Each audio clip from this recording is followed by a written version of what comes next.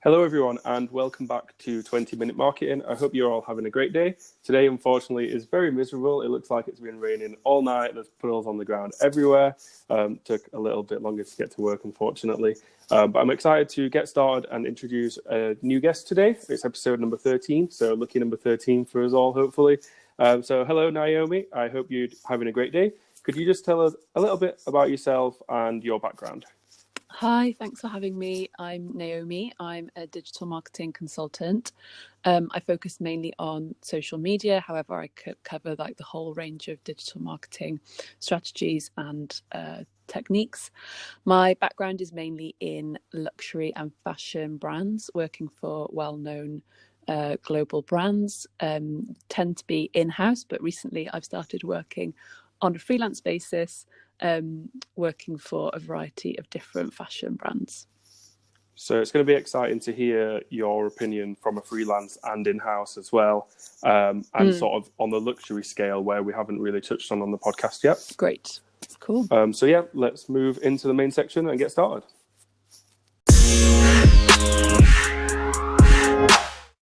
So we're just going to get started and talk about social media because that's where your expertise kind of lie in the digital world. You do a lot in terms of top-line strategy. I was just wondering how you approach that and how you think businesses could look at that when they need to get started or are looking to improve. Yeah, absolutely.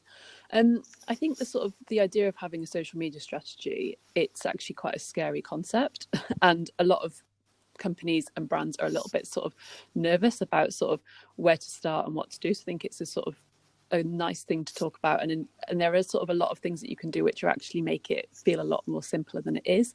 No one's really ever happy to share their social media strategy. No one's ever really that confident of being like, this is my social media strategy. So I think a lot of people are a little bit sort of scared and not really sure, and no one really wants to put their head above the parapet and say, I know what I'm doing. So here sort of I'm going to put my head above the parapet and say this is what I Go do. for it. And maybe I'll get I don't know, maybe it won't work, but anyway, this is how I work, and I think it is a good thing to do. So I like to do three things when creating a social media strategy. First, I like to find myself a theme. So this tends to be linked to the company or the brand values. So it also needs to be fairly broad so that it can be interpreted in a number of ways. So I tend to sort of find a word that say like it might be colourful or refreshing or informative. And it's just like a one-word term that helps you sort of anchor all of your social media content and messaging, and you can always sort of fall back on that theme so that if you're not sure if a piece of content is right to post, you can think, does it meet the theme? And if it doesn't, then you kind of know that it's not the right thing to post. Yep. Then sort of following off from that, I like to create 4 to 5 content pillars.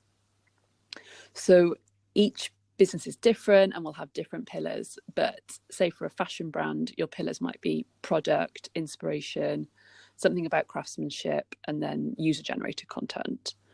But I mean, every company is different, and you might only have 3 pillars, but you know, it's just good to have a couple of things noted down as your sort of core topics under your theme. And then once you have those pillars, it's important to dip into them regularly and not to sort of just focus on one for ages and then focus on a different one. So it's important to have sort of the full collection of your different content pillars. So maybe like 1 pillar per day, or yeah, per totally, day of the week or something? Yeah. So there's you sort of move through it through a cycle and say, okay, we'll do each pillar, like pillar 1 on Monday, pillar 2 on Tuesday, etc., and work your way through. Or you could do like, oh, we're always going to do an inspiration post on a Friday, that sort of thing. So there's 2 ways of thinking about when that then goes out. The third thing I like to do then is just make a massive list of all the type of content that either that you have or that you want or that you know that you're going to be having soon. So, you know, literally just like a list saying like blogs, behind the scenes, quotes, news, you know, just sort of general themes of what you're going to be creating. And then you can split that content out into each channel. So it's quite nice to sort of create different content for each channel, which I know is a lot of work. But if you sort of know you've already got the content, it's just sort of picking which is the right channel for it. So if you've got a job posting, you're going to post that on LinkedIn. If you've got some news, maybe that is better on Twitter as opposed to on Facebook. So it's just sort of picking what you talk about where, because sometimes you might have different messaging for different audiences. So that's sort of the three do you sometimes things. Yeah, just to cut in on there, do you sometimes overlap, or do you try and keep things all on the unique channels? Yeah, no, definitely there is an overlap, but it's just sort of thinking about, sometimes, especially working in house, you'll find that you'll be given a piece of content that has to get posted, and you're like, I really don't know what to do with this because it just doesn't fit with anything. So then you can sort of work it out, like which is actually the right channel for it, because maybe it doesn't fit your overarching theme, but maybe it's important for LinkedIn or for Twitter or Instagram. Right. So yeah, just sort of having the different places that the things live is sort of helpful as well. And then was that the third theme, or is that was my third more? theme? Yeah, so that was like the three things that I sort of think help you sort of get your head in the game and sort of get you going. I mean, there's loads of social media strategies on Google if you Google it, and I just don't think any of them are particularly helpful, because they just say, like, think about when you're going to post and think about what time you want to post, and you don't really learn those things until you're actually doing them. So I agree. Yeah. How do you map all this down? Is it on paper or is it on a big flowchart? Yeah, so a bit of both. So I'll have an Excel and some sort of PowerPoint documents going. So the Excel would be sort of like a monthly view, saying like this is going out on which day, with an explanation of what it is. And then for like a presentation which drills down into the detail. So it would be like, on the 1st we're posting this, on the 3rd we're posting that, with the actual content that it would be, and having that sort of dual approach, so you can see the overarching, and then at like a blink of an eye you can see quickly what's coming up, but then you can check your PowerPoint for more of the details. I feel like sometimes it's very difficult to decide whether to be very spontaneous or to have a long-term plan and have things mapped out every day of the week. I guess it's like a bit of both, try and react to daily news, but also have a backup plan of content for the month just in case. Yeah, I think there are two approaches that I've seen, and most people go down the monthly calendar route of like, by the 1st of the month you've got your posts planned, and then if something big comes up or something topical happens, then you sort of plug in something extra.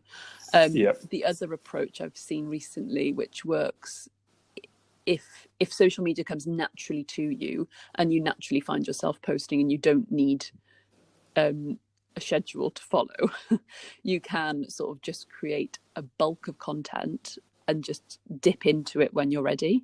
And I can choose the ones that you like. And I know some people that really works for them, in that as long as they've just got all the content ready, then they can just be like, oh, I'm going to post that today, and oh, I'm going to post that tomorrow. Sounds a little stressful, like in my opinion, but if it works for you, then it works. I think that it does only work if social media comes naturally to you and you just instinctively want to post regularly and daily, then you can go down that route, but I don't think that's for many people. So I just want to ask you one final question in terms of top line strategy, and that would be all about reporting and monitoring success. So how do you approach that? Because I know for e-commerce and like your luxury brands, social media is there to convert, whereas for other people it's just purely to build brand image. Yeah, sure. So there are a lot of options, and there are a lot of paid options, and there are a lot of organic free options. Obviously, Instagram and Facebook both have insights for free within the app now, and they are actually really quite good from a free perspective. There are loads and loads of different reporting tools out there which you can pay for, which are like £10 a month or something, and they are quite useful as well, especially if you want to have automated reports, if you don't want to spend ages creating and collating reports. I do think initially you do have to do the legwork and you have to understand what works yourself before you can start automating all your reports and things like that. But I mean, each company has a different sort of outset goals for social media. Some really are just happy with brand awareness and driving engagements. So one metric that I use, the majority of the time I use an engagement metric of working out the engagement rate of the posts and showing the most engaging posts for that month. And then also the least engaging posts to know not to do those types of posts anymore. And then that is like the main driver, because it is still difficult to check, especially on Instagram. Conversion rate from Instagram is still difficult to calculate. Of course, you can use Google Analytics, but I do sort of find it a little bit haphazard and not always very accurate. So knowing exactly your conversion rate, especially from Instagram, is still really difficult. So I definitely would take engagement as a good metric. But there are also, with shopping tags now, if you add shopping tags to your Instagram posts, you can see how many people have clicked through on your shopping tags. So that's a good indicator of how much traffic you're pushing to the site. If you're getting a lot of traction to your site from your posts, then that's a good indicator that your posts are working. And then it's just down to your website to be top notch to then get that conversion. But it is a bit of everything, really, unfortunately. If you want to really just track conversions, then you have to do that via paid ads on social. And that's where you can really track your actual conversions and your return on investment.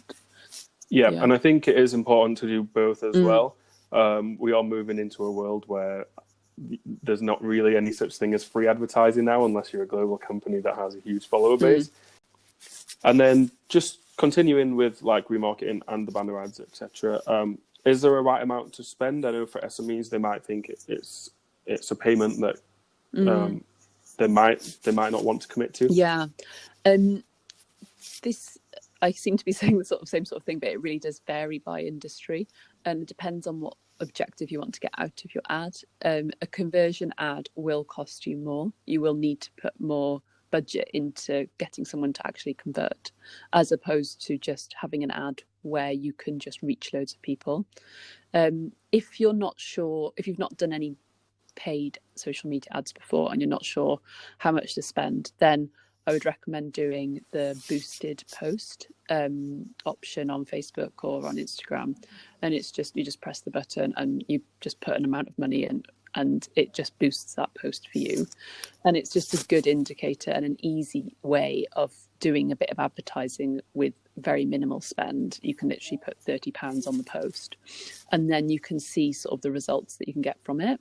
And that's a good way to start to see sort of how it works for you.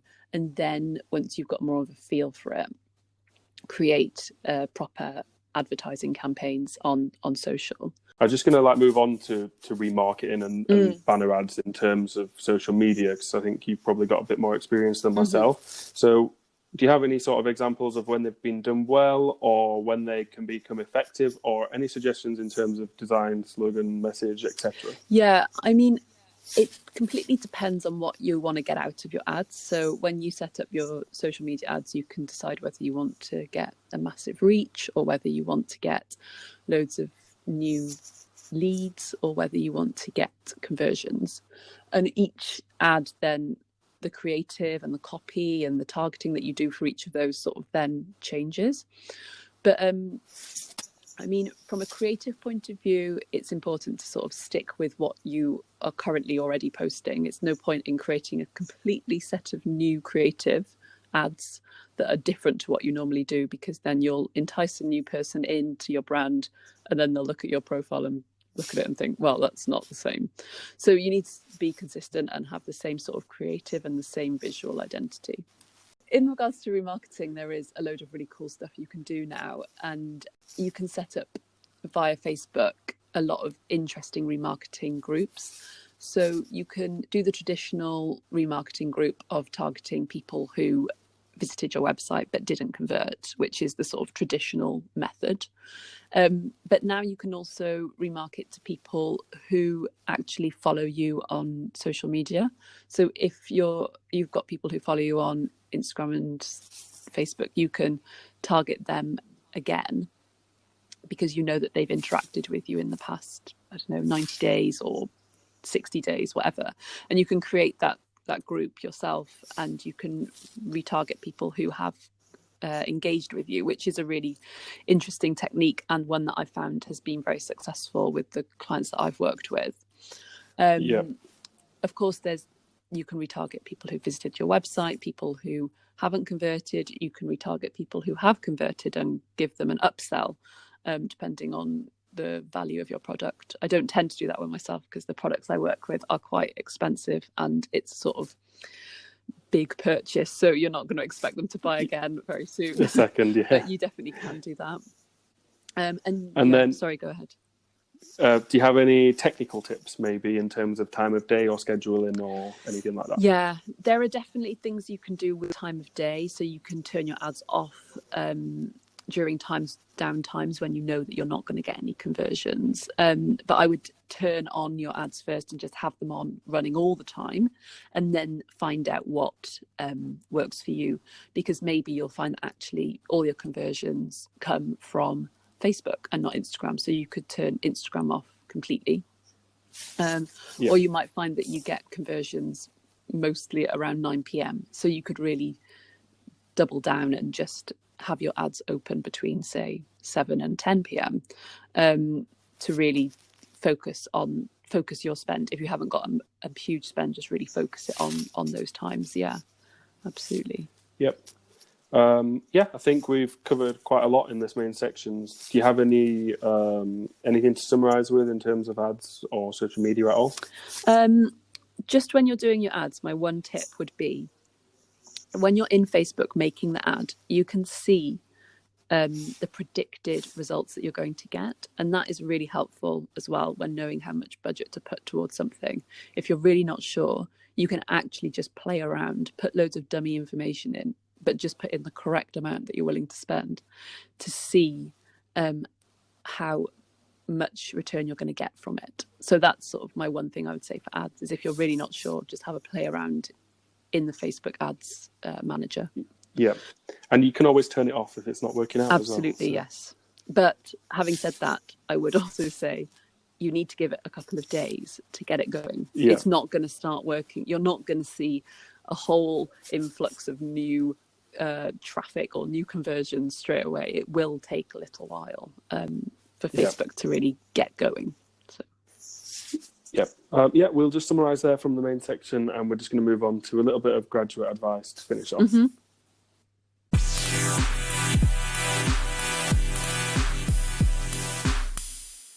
So we're just going to finish off as usual with a little bit of graduate advice. This also applies to anyone that might want a change of direction or is just starting up in marketing that's come from a different role. What tips would you give, Naomi, for someone that might be looking to enter the industry in their first role? Yeah, it's really tough. I would definitely make sure that your LinkedIn is like super duper and looking really good. Even at a graduate level, you can still have a really strong LinkedIn presence. Don't be afraid to connect with people in the industry or people that you think you might want to work for, and don't be afraid to approach them on LinkedIn. And also post regularly on LinkedIn and sort of put your name out there and say that you are looking for work, because that is really useful. And then also just sort of reaching out to companies that you would love to work for. Just try and get in touch with them. Yep. I think we're going to sort of a different approach now, whereby you can use LinkedIn to message a senior member of staff at a company as opposed to having to do the direct apply via CV, and it can still work that way as well. Yes, absolutely.